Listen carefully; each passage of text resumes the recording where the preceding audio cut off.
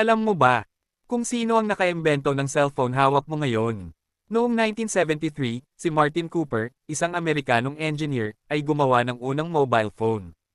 Imagine, dati, para makatawag sa labas ng opisina, kailangan mo nang nakatali sa linya, tapos si Cooper, sa halip, gumamit ng portable device at tinawag ang kanyang competitor.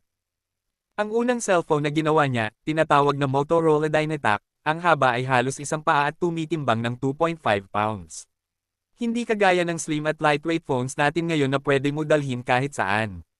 At alam mo ba, hindi lang ito para sa tawag, ang cellphone ni Cooper ay revolutionary dahil nagbukas ito ng daan sa lahat ng gadgets natin ngayon, texting, internet, social media, at kahit games.